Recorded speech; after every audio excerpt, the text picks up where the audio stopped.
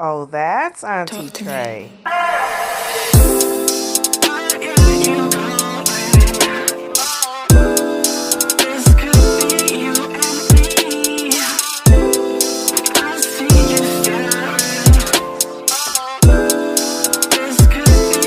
just want to do auntie shit with my friends. Hey, what's going on YouTube? It's your girl Auntie Trey, and I know I've been gone for a long time. But life tends to get in the way. But I'm back, and I'm committed to making my channel grow. I'm committed to posting. I'm committed to being consistent. So just bear with me. But I'm here. So let me tell you, I put up on my, I admin a group on Facebook called Ladies Night, and it's about 409 of us. And like, when I first started the group, like, it was really popping, it was jumping, we would be in there laughing, cutting up, having a good time. And then I like neglected the group. Y'all see a pattern here? I started neglecting the group, and so people don't really post in it like they used to. So, but I'm starting to post back in the group to try to get, you know, that connection I used to have with the ladies. And so I posted in the group, I said, I'm trying to grow my YouTube channel.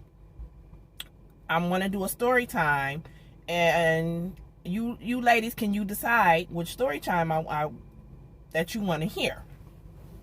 Girl, let me tell you, them bitches ain't want to hear no story time. Nobody voted on the 3 story times. The story times I had were the time I got fired over some panties, the time I witnessed the murder, and the time I could have gone to jail. Nobody voted. Nobody paid that shit any attention. So then I took it over to TikTok. And on TikTok, you can only make 2 choices. So I had already posted the time I witnessed the murder story on TikTok. So I just did the time I got fired over some panties. You had to choose between the time I got fired over panties and the time I could have went to jail. So I posted those 2 on my TikTok. The one that got the most votes was the time I could have went to jail, and that's the story I'm gonna tell y'all today. All right, picture it. Buffalo, New York, late 90s, around the turn of the century. A young Auntie Trey was hot to trot, child, let me tell you. So I had these 2 girlfriends. We gonna call them Laverne and Shirley. And Laverne, I had been friends with Laverne since literally kindergarten. And I had been friends with Shirley since my junior year of high school. So I had known these ladies a very long time. And so it was Shirley's birthday, and we were going to go to Cleveland. And so, no. It was Laverne's birthday. And we were going to go to Cleveland for her birthday. And like, in case y'all didn't know, y'all like Cleveland. In case y'all didn't know, back in the day, Cleveland used to be bumping, especially if you live somewhere like Buffalo. If you live in Buffalo, baby, Cleveland was the place to be. So anyway, so it's Laverne's birthday. We're going to go to Cleveland for Laverne's birthday.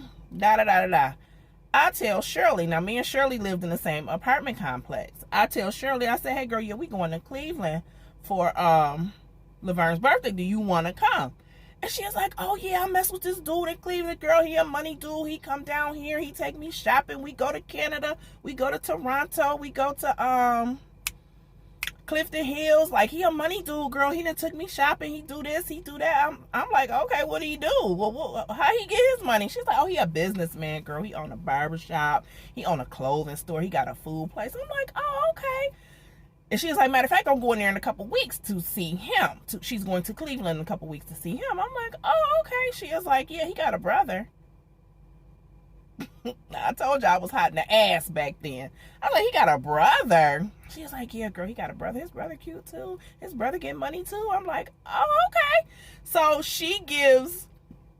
I give her one of these pictures I took at the club. You know, the kind you take with the big fan back wicker chair. She took the picture of me to him in Cleveland.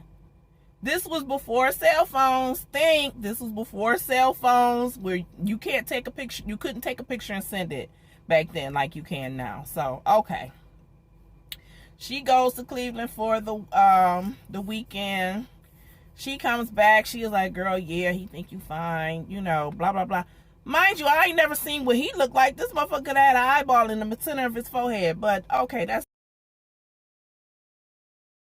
neither here nor there.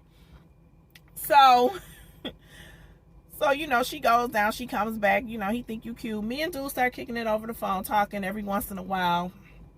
You know, nothing major. So, maybe 2 months later, now it's Laverne's birthday. So, we going to Cleveland. So, Shirley calls dude. Like, we all at Shirley's house, at Shirley's apartment. And she calls dude. And we gonna call him Carrie.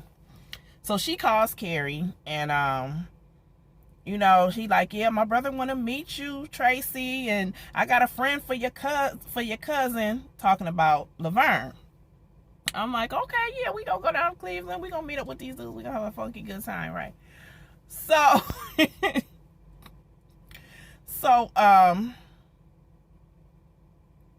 what happened? Damn, wait a minute. So, Carrie get to asking us where we gonna stay. And now, me and Laverne had went down to Cleveland the summer before. And we had went with these dudes. The one dude she was messing with and his cousins, we had followed them down there. And we had stayed at this little rinky-dink ass motel.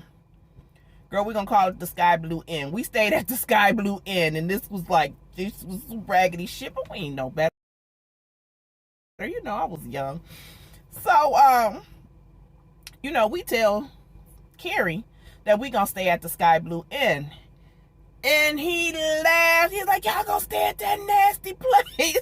That shit nasty as hell. Don't stay there. No. What y'all gonna do is y'all can stay at this hotel over by me. And it was like a Hilton. I mean, it was a nicer hotel. It was an upgrade. Most definitely. Marriott, something like that. He said, I'll pay for one night for y'all. And y'all pay for y'all three collectively pay for the second night. Now, we were only staying Friday night and Saturday night and coming home Sunday. Okay. So, the time comes for us to go. Shirley not Texas, child. We had no texting back then. She calls him and leaves a message on his pager. That shit sounds so old. She calls him and leaves a message on his pager. And she's like, hey, we about to get on the road. I think he called her back. They might have had a little conversation here and there. He was like, all right, you know, when y'all stop, give me a call. Let me know where y'all at. Blah, blah, blah. We on the road. We on our way to Cleveland, honey. Have a fun, good time. Halfway there, we stop for whatever, pee break, get food, whatever. She calls him. He don't answer. He don't answer. Okay, so she's like, damn, he didn't answer. Okay, well, we'll just call him when we get to the hotel. I said, well, she's like, yeah, we'll just call him when we get to the hotel. Okay, so we get to the hotel. She had just got a new credit card, so she gave the hotel her credit card number.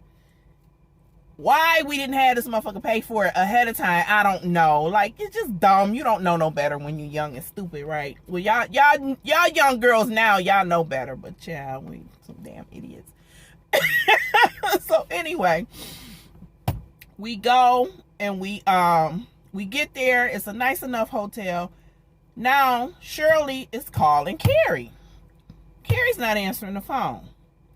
Carrie's not returning her pages. She leaving messages on his pager. He's not returning her pages. He's not calling the hotel back. He's not returning all night long. Okay, so we like, well, let's get dressed and go out. So we get dressed, go out. We get out late. Where I'm from, back then, I don't know about now, but back then the bars and clubs and stuff closed at 4. So it's like midnight, 12:30, and we're trying to go out. Okay, the clubs in Cleveland at the time, they closed at 2. So, like, by the time we really got down there, they was like, yeah, we about to close or whatever. So we ended up going out to eat, going to get something to drink, brought it back to the room the next day, went out to breakfast. Carrie still ain't called back. So it's like, okay, we ain't really got the money to pay for the second night. So what we gonna do? I said, well, let's go to the Sky Blue Inn because that's cheap. Like, all three of us could put in to go to the Sky Blue Inn and pay for that for the second night. All right, so that's what we gonna do. We all go pay for the Sky Blue Inn. So that's what we ended up doing. We went to the Sky Blue Inn. Shirley is still trying to contact this dude. She's like, he's been giving me money for the longest. He's been spending money on me. I could not see him just flaking on me like this. Laverne says maybe he got arrested. And Shirley was like, nah, because he ain't no street dude. He's a businessman. He owns businesses. He's a businessman. So, you know, the next day, like I said, we went out to breakfast.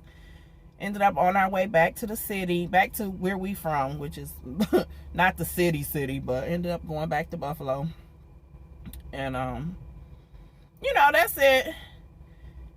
She still ain't heard from this dude. Now, I will give it to her. She cold-hearted. She like, okay, I done called this. He done stood us up. He done stood my girls up. I'm not dealing with him no more. And she didn't. She didn't call him or whatever. He didn't call her either. So like I told you at the beginning of the story, me and Shirley lived in the same apartment complex. About a month after our trip, she comes to my door. She bam, bam, bam, bam, bam, knocking on my door like a crazy person. She's like, oh my God. I open the door.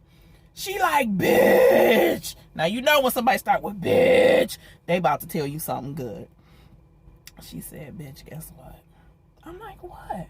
She said, girl, I got a call from the whatever county, whatever correctional facility from Kerry. He didn't call me collect from jail. I'm like, are you kidding me? I said, no, what happened?